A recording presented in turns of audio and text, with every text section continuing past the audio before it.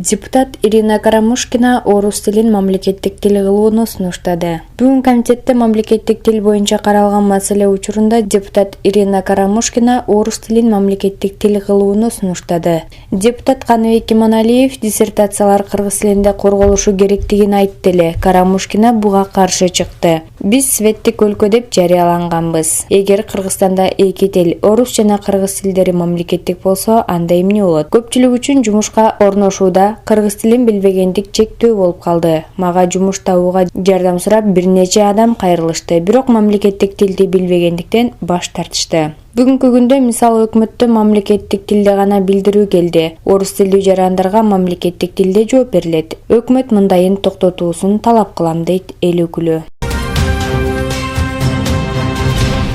Ырчын Неля Нуркулова кырсыкка кабылган Анжелика Кайратова үчүн дуа кылып коюуну суранды. Анын айтымында ырчынын абалы өтө оор. Урматтуу кыргыз элим, кырсык Кашкабактын ортосунда, ага эч ким кепилдик бере албайт. Өзүңүздөр билгендей, кесиптешибиз Анжелика кырсыкка учурап калды. Бүгүн акыбалын сурап келдик. Тилекке каршы абалы оор. Бул албетте сыноо, бирок ар бир сыноонун аркасында жакшылык бар. Дуа момундун куралы дейт. Ошондуктан жамаат менен жараткандан ырайым тилеп дуа кылып коюңуздарды өтүнөбүз. Жалпы элимдин, жамааттын дуасы кабыл болот. Анжелика бүтүндөй кыргыздын кызы деп билдирген.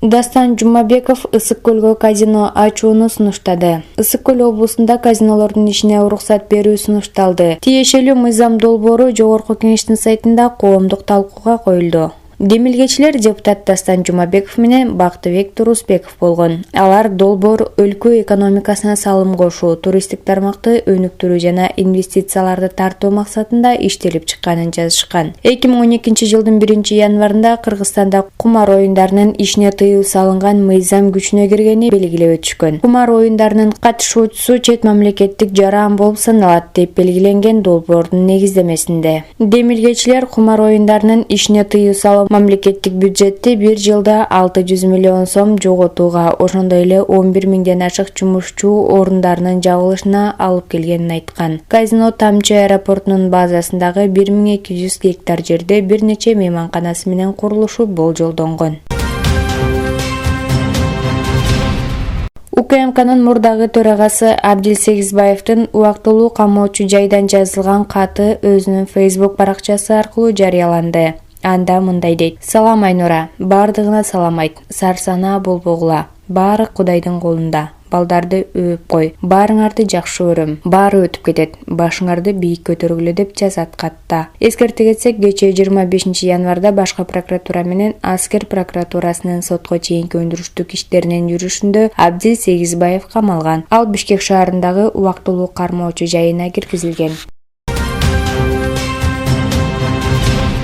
Ырчы Анжеликага көз тийген. Бишкек эркин экономикалык аймагынын башкы директору Кудрет Тайчабаров Ырчы Анжеликага көз тийгенин жазып, буларды айтты. Албетте, кырсыктын официалдуу себеби унааны башкара албай калгандык болушу мүмкүн. Чолпон Ата жактан кургак жол менен зымырап барып, анан түпкө жеткенде тайгак жол башталганда жол тандабас эчтеке болбойт деген ой менен катуу кете берген. Анжелика көптөн бери машина айдаса да алыскы жолду, тайгакта кандай айдаш керек экенин билбегендик болушу мүмкүн. Балким рулда башка бирөө болгон. Ошентсе да бул вариантта тажрыйбасыздык билинип турат. Бул вариант Европаны батышты бүтүп келген. Көз тийүү дегенге динге ишенбегендер үчүн негизги вариант. А менин вариантым Чубагажы айткан вариант. Мен да убагында жол кырсыгына кабылганымды билесиздер. Ошондо Чубагажы Инстаграмымды удалить этип салышымды талап кылган. Инстаграмда силер каякта жүргөнүңөрдү, эмне жегениңерди, эмне айдаганыңарды, түз эфирге кирип үйүңөрдү, балдарыңарды көрсөтө берет экенсиңер. Ал жакта бирөөнүн ийгилигин туура кабыл алууну аңдай албаган жаштар, өтө көп карапайым адамдар отурушат. Ошолордун кирнеси кирет, көзү тиет, назары түшөт. Фейсбукта адам акылы менен, аракети менен мактоого алынышы мүмкүн. Фейсбуктагыларды тамак аш, кийим кече, байлык менен таң калтыра албайсың. Ошол себептен Инстаграмыңды токтот деп 100 миңге жетчү баракча жалка кеткен.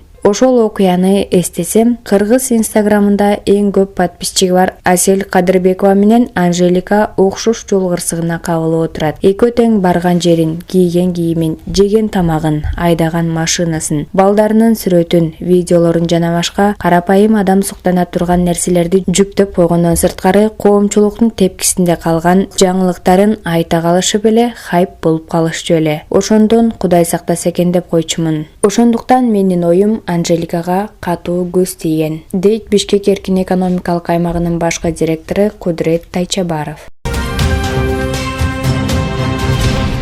Жалган маалымат тараткандар кылмыш жоопкерчилигине тартылат. Ички иштер министрлиги жарандарды социалдык тармактар жана интернет аркылуу чагымчыл маалыматтарды таратпоону суранып, такталбаган жалган маалыматтарды жайылтпоого чакырат. Ушундай фактылар боюнча ички иштер органдарына 102 кызмат аркылуу маалымдап коюңуздарды суранат. Кыргыз Республикасынын мыйзамын билбегендик жарандарды кылмыш жоопкерчилигинен бошотпойт. 2021-жылдын 24 январында интернет тармагында мониторинг жүргүзүү учурунда жашы жете элек баланы белгисиз жарандын зордуктаганы жөнүндө видео тарагандыгын жана ал боюнча кандай иш-чаралар жүргүзүлгөндүгү тууралуу маалымат берилген эле. Анын үстүнө маселе тактала элек социалдык түйүндөрдө провокация калтырганда жарандар болду. Ошол эле соц түйүндөр аркылуу ар кандай сүрөттөрдү салышып, ушул жигит экен деген да маалыматтар, аудио маалыматтар да тараган.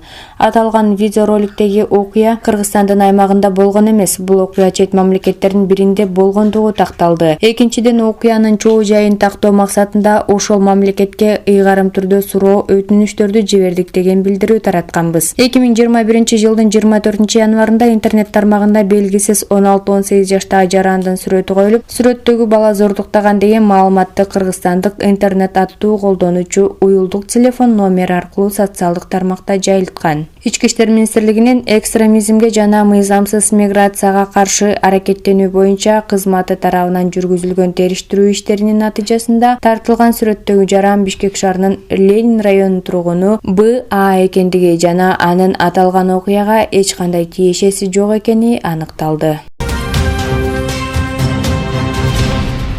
Сооронбай Жээнбеков Садыр Жапаровдун инаугурациясына чакырылды. Кыргызстандын экс-президенти Сооронбай Жээнбеков президент Садыр Жапаровдун инаугурациясына чакырылды. Бул туурасында мамлекет башчынын басма сөз катчысы Галина Байтерек билдирди. Садыр Жапаровдун инаугурациясына Сооронбай Жээнбеков баш болгон өлкөнүн мурунку жетекчилери чакырылган. Мындан тышкары биз Кыргызстандын президенттигине талапкерлерди дагы чакырдык, дейт Байтерек. Эске салсак, президент Садыр Жапаровдун инаугурациясы 28 январда Токтогул Сатылганов атындагы улуттук филармонияда өтөт.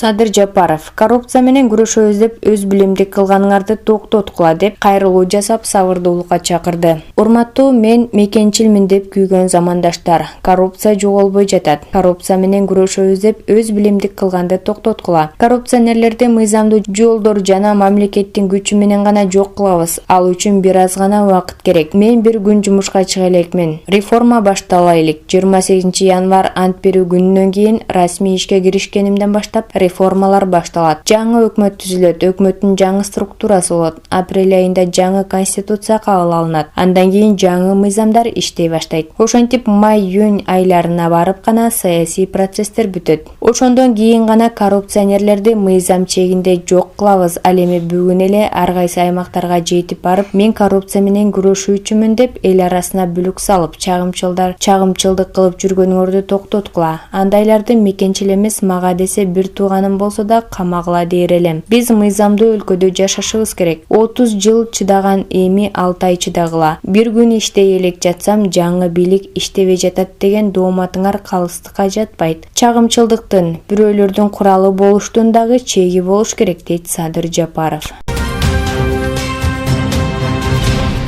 УКМК Элит Хаус компаниясынын мыйзамсыз курулуштарын тапты. Бишкекте тиешелүү кызматтардын колдоосуна ээ болуп алып, узак убакыттан бери курулуш иштерин мыйзамсыз жүргүзүп келген ири курулуш компаниясы аныкталды. Бул тууралуу УКМКнын маалымат кызматы билдирди. Маалыматка караганда, мыйзамсыз курулган объектилер коммуналдык кызматтарга белгиленген ченемдерди бузуу менен кошулган. Жооптуу жогорку кызматтагы кызматкерлер жана иштеп чыгуучулар тарабынан жасалган мындай аракеттер келечекте жашоочулардын ден соолугуна жана жакын жайгашкан турак үйлөргө техногендик биттик кырсыктын жогору тобокелдигин жаратат. Бул көп кабаттуу үйлөрдүн жайгашуусунун дал келбестигинен улам Бишкек шаарынын экологиялык абалынын курчушун, абада чаңдын көбөйүшүн шарттайт деп жазылат маалыматта. Мыйзамсыз курулган имараттар курулуш компаниянын эсебинен эч кандай компенсация төлөнбөстөн милдеттүү түрдө бузулушу мүмкүн экени айтылды. Учурда сотко чейинки өндүрүш иштери жүрүп жатат.